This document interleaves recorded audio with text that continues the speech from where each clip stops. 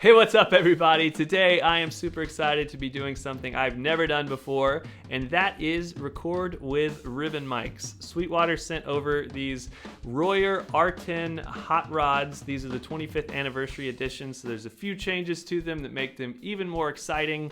We'll talk more about the specs and about ribbon mics later. But the main purpose of this video is to show you guys what it's like to have ribbon mics in your arsenal. It's something new to me. I've always wanted to try it, but I've also been a little bit wary of it because of the fact that ribbon mics require extra precautions to keep that precious ribbon safe. And so Royer has a great process for creating their mics that's very meticulous and allows you to have a ribbon that is more durable and less prone to any damage. So that eased my fears a little bit, and today we're gonna try them out around this beautiful Masters Maple Gum kit, one of the best recording kits on the market with some of the best microphones for recording ambience because of that figure 8 pattern in there. We're gonna get some room miking, we're gonna do some overheads. We're just gonna put these through their paces and let you hear the natural, incredible sound that I hope I'm gonna get out of these Royer mics. And we'll see what it's like together, and then after you hear them, we're going to talk more about them and about some of the ways that ribbon mics can add to your studio. So let's go.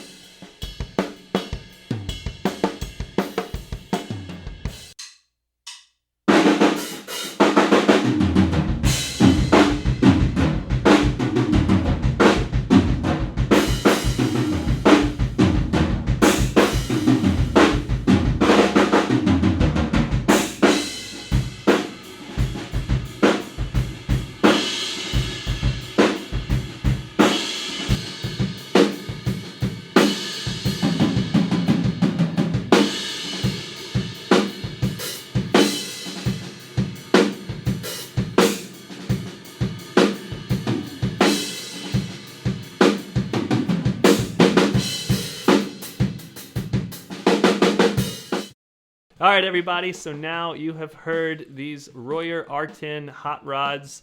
I'm excited about the idea of adding them into the arsenal and trying them out because the ribbon mics, I've heard for years like how great they can be, but I've always been a little nervous to try them. And so a little backstory on what a ribbon mic is and why you have to be a little more cautious with it is because there's this tiny, very, very, very, very, very thin ribbon that is in between two magnets. And when your voice or your drums or your guitar amp or whatever it is moves that ribbon, the magnets, the electromagnetic field that they create picks up the ribbon's movement and translates that into voltage, which then goes to your digital audio workstation, your preamps, and is then converted into your sound. And so it's a very complex, like science-y process. I think it's a really cool process, but it also means that that ribbon has to be protected. A few things about ribbon mics and keeping them safe is that this ribbon cannot be subjected to wind. So you can't just take it outside and walk around and let the wind blow. You need to cover it up with a windsock, which is provided, which is awesome that they provided these cool Royer branded windsocks to go over the mics.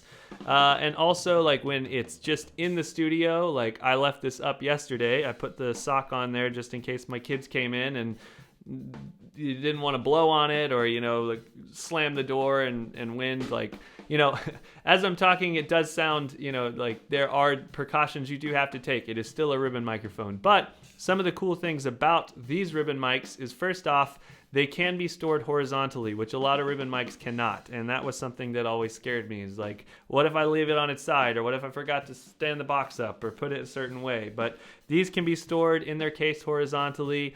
That's really nice. And then also they have 160 dBs that they can take at the sound pressure level around 1,000 hertz. And so because of that, you don't have to worry about your drums or a loud guitar amp blowing these out.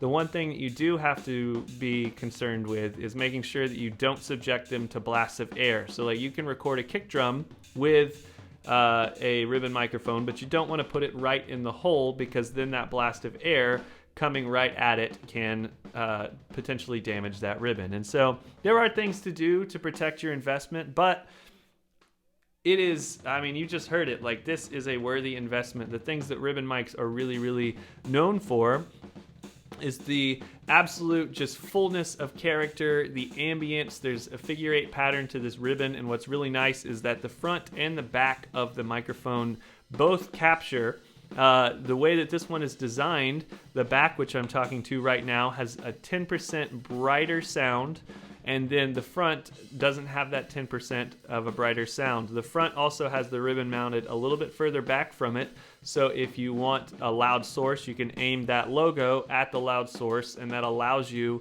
to pick up more sound without potential damage to the ribbon. That's that 160 decibel sound pressure level. It has great rejection from the sides, so like the sound comes in from the front and the back, but the sides block it off. So ribbon mics used to be used a lot for like radio conversations where like I can talk to this side and the other person could talk to the other side. So technically for like a podcast scenario, you could record both people on this one microphone, one on one side and one on the other side. And so when you aim these mics, you're able to block out things that you don't want and also aim to get that ambience and that sound, which makes them great for room mics. It makes them great for overheads. And as you heard, I used them in the corner of the room and outside of the room. I tried it as a bit of like a crotch, middle of the kit mic. We tried it on the kick drum. I do think that there are better ways to use it on the kick drum. From research, you can pull it out a little bit further, and a lot of people will put it like 2 or 3 feet away and then pair it with a dynamic mic in the actual hole of the kick drum. And so there's a whole lot of uses that you can get out of a ribbon mic like this, and that's something that means a lot to me, because if you're going to spend your hard-earned money on microphones, and while these are not the most expensive ribbon mics on the market, they are more expensive than a lot of counterparts in the dynamic and condenser realm, and they are, still a a big investment. Like if you're going to spend $1,500 plus on microphones, you want to be able to protect them, and you want to be able to get a lot of quality use out of them. And that's the thing that's amazing about these mics, is that they can be used on super loud sources like drums or guitar amps, but they can also be used on more delicate sources like vocals or acoustic guitar or piano. There's a lot of places that you can take this microphone and use this microphone within your studio for different sound options. And so my reaction after using these is they make awesome overheads, and they make even better room mics. I really love the sound I got overhead of the kit and in front of the kit. Always kind of measuring to make sure that they're the same distance from the center of the snare drum, so there's not phasing issues there. And same thing with the front of the kit. And when you use self-mixing as a drummer and you don't hit the cymbals too hard, and you hit the drums, and you're able to mix everything with the way that you play, even just the two room mics, so the two overheads, like both of those together, those scenarios, like these mics were very full, they were very ambient, they really controlled the sound and could put together an awesome picture of the kit, just the two of them, without anything else added in. And so you take that and you pair it with close mics, or you pair it with other microphones on the kit, and you really can get such a great picture. If I were going to use them in a lot of videos, in more recording scenarios, the places that I think most prefer them based on the results I got were in that higher overhead and then higher room mic scenarios, where it's getting that full picture of the kit, the toms and everything are coming up off of it, the ambience, the big fullness of sound is really being highlighted. And so I'm excited about these, super pumped. You can click the link in the description to go check out Royer's R10 Hot Rod 25th anniversary mics. There's a lot of cool adjustments that they did to this particular microphone. It's about 5 decibels louder than the standard R10. You got the specialty black logos, which I personally like better, and it comes with the case.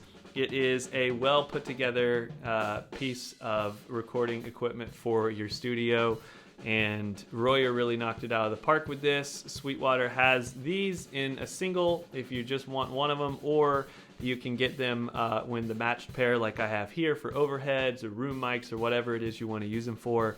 You can also check out all of Royer's other ribbon mics. Sweetwater has a huge variety of those as well, and of course their customer service and the way that they treat you.